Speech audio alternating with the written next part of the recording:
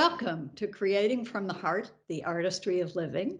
I'm Susie Vance, and I'm here today with Mary Lake, who is a deputy prosecutor for LaPorte County. Thank you for having me. Happy to be here. So you've been in law for a long time. I have. What took you here? Okay, so starting at the beginning, I grew up in New York. I was outside New York City, Scarsdale, New York, and I went to Fordham University undergraduate. I felt a calling for the law. What called you? Well, there was a sense of doing justice. I have a very sort of detail-oriented and philosophical mind, and those two things don't always go together. I studied biology, and then I added a second major, philosophy, which really took me more into the area of logic and legal thinking and analysis. So it seemed a good progression. I thought of medicine for a while, like my father was a doctor before me and my older brother.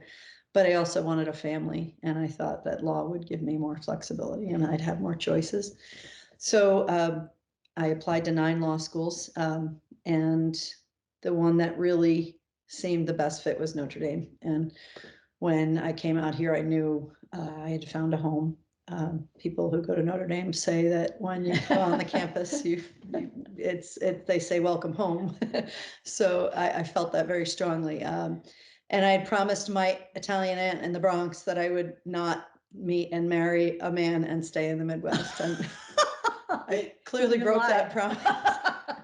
I had no intention of doing so when I promised, but life took me in a different direction. So I met my husband in law school, and we were well matched. We actually spent our second year abroad and traveled to the study abroad program in London for international law. And had so many great experiences traveling in school that we were really ready to settle down when we decided to get married. And we thought, well, the Midwest seemed like a better place to stay and raise kids than outside New York City. So, and you're near Notre Dame. I am, and we are. And 30 years later, we are still here and married, and we've raised 7 children, and it's been a wonderful, positive experience. That is an amazing story. So from early on, you knew that you were headed in that direction. I'm always interested because I think law doesn't close any doors. No. And that's what I tell people who come to me and say, law or medicine. And I've had a lot of those. And there are lots of things you can do in medicine. But I've seen the careers of my father and my brother, and the time that it takes, and the long hours, because when you're involved in patient care, you need a continuity of care. You need to set up a chart and watch the patient for 12 hours or so, and then pass that information on to the next person who takes over if you're going home to actually sleep during residency, or going into another place in the hospital where they have rooms for naps. And I didn't think that seemed a very reasonable combination with raising young babies, and at least the way I wanted to do it. That's so right. And it's good that you stuck to that. It was, and it really was fulfilling, because when I started my career, I did estate planning for many years while I was raising my children. Right. And doing that gave me the flexibility to maintain both my career status and my foot in the door and the practice of law, as well as being an hands-on mother. Right. So I would schedule meetings with clients and write wills, and then meet again to do that. It was sort of on my time and schedule. And I was able to bring my babies with me too. So what triggered the shift? Because it's certainly not writing wills and doing estate planning now. Not anymore. Now, as my children grew, my youngest is now 14. And 9 years ago, he would have been 5, when I decided to go back in to the practice, and I took an opportunity at the prosecutor's office. My husband has been a prosecutor most of his career, since early in our marriage, 4 years in. So it seemed I had so much information. My first job in a legal office of any kind was at a district attorney in New York. So Uh-huh. during a summer of law school after my first year, I worked for the Nassau County District Attorney in Long Oh, Island. so you knew. So yeah, I worked in the criminal court division and then the appeals bureau. I got a little bit experience in each of the different areas of criminal prosecution. So I had an interest in that from day one, but I wasn't able to do it because it takes a lot more time to do prosecution and litigation and a lot more energy and attention. So what holds you there now? Well, I do love justice. I do love working in what my husband has started. He's the elected prosecutor of our county. And we both have a very strong passion for justice.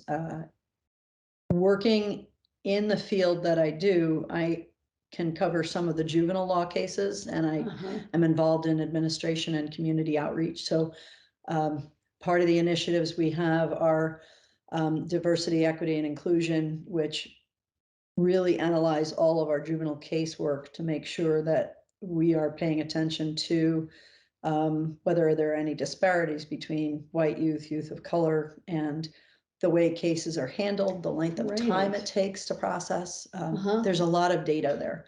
And we work to constantly make sure that our office and the other partners in the community system, so the probation department and the public defender's office and all of those agencies are doing what we can to make sure that we have a Even-handed. one-tier justice system.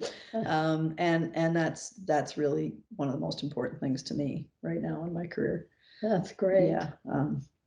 So one of the other things, I mean, we do work in expungements. I handle any expungements that require the consent of the prosecutor's office. So those, if they're filing early beyond the statutory period, or if the original offense involved bodily injury to somebody or a certain kind of misconduct, there's exemptions to the statute for elected officials and misconduct. And so I look at those cases and I give consent where I think it would be warranted, where somebody is a good candidate and can make a difference and turn their lives around. And I feel that that's an extremely important role that I can fulfill to help people to get a second chance at their life. To get on the right track. Right. And it's just, we don't make the same decisions that we would when we were younger. we Hopefully. yeah. A lot of us learn with age, so that's good. Right. So Yeah. if you had any advice for a younger person about, how to make decisions as they moved along in life and what to do when they were out of high school or whatever? Well, always get education. That's the primary thing. Get as much education as you can when you have the chance, because although it seems like a lot of time when you're young to put in the time to get educated, when you're older, you have a different perspective on it. And those 3 years that it took to go to law school were like a flash in the pan now. And I think about it, it's almost nothing. And don't try to do it all at once. If you have things going on in your life with family needs or parents or health or any kind of individual needs, address those first so you're not overextending yourself. Yeah, waylaid by them. Yeah, one of the things that resonated with me as a young woman was hearing there was a work written by an author who was talking about sequencing, doing it all, but not all at once, not all at the same time. And I think as women, we try to do everything at once, and we are good at multitasking. Generally, we are naturally better at multitasking. I will just say that. I have 5 sons, and I'll readily acknowledge that. But the tendency is to overextend ourselves, and we have to learn to say no to something at one time and maybe yes later. As we can serve others and ourselves. If we don't take care of ourselves, we're not good for anything. So that's so true. Yeah, I do think that's very important. And you had mentioned when we were talking before the the broadcast Uh-huh. podcast started recording, that you wanted to light a fire in people's lives. Uh-huh. And one of the expressions that I've heard that at La Lumiere School, they say, which is an expression from St. Catherine of Siena, was education is not the filling of a bucket, it's the lighting of a fire. So just, There you that go. says so much. That And- does. And being the best you can be for everybody because of Sorry about how. that. That's all right. I gotta turn that off. So just to be the best you can be in inspiring other people and maybe showing that light that you have inside you, that's your passion for doing work. I Right. think those things, It's catching. yeah, I think it is. It is. smolders and it catches. It is, it is, yes, and it does. So that's very important. Spending the time raising my children was hard work. I had 7 children. I don't know if I mentioned that. Yes, yet. you did. But that was extremely fulfilling in that when you put in the work early, you see the results later, and it's very fulfilling. Like anything else that you put your work into, I think, because they're human beings and we're forming them, that's a special kind of fulfillment. Right. And now with having done that and now being more active in my career since our youngest was 5, I see the fruits of that labor coming out now and making our community better. Yes.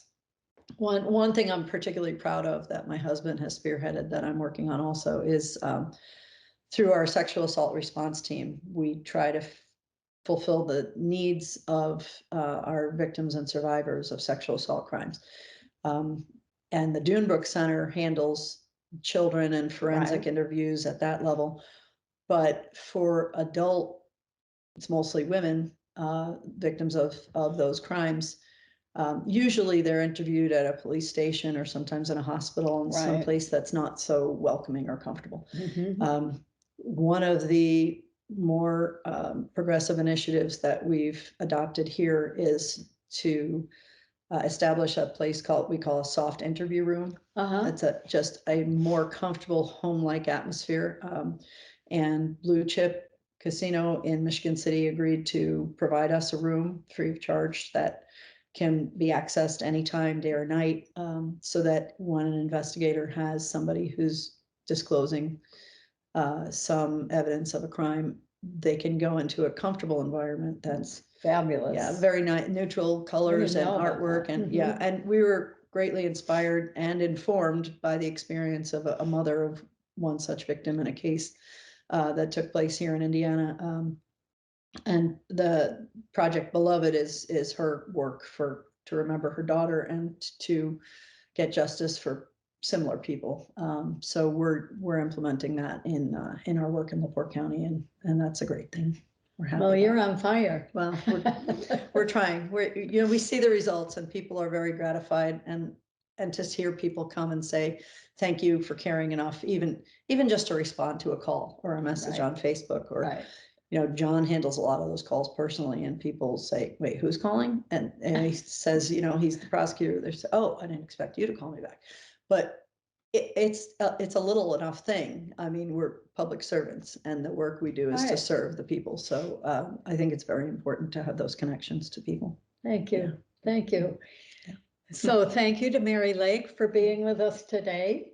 I'm very proud to be here. Thank you. Thank you for having me, and I'm honored. Susie Vance from Creating from the Heart, the Artistry of Living. See you again soon.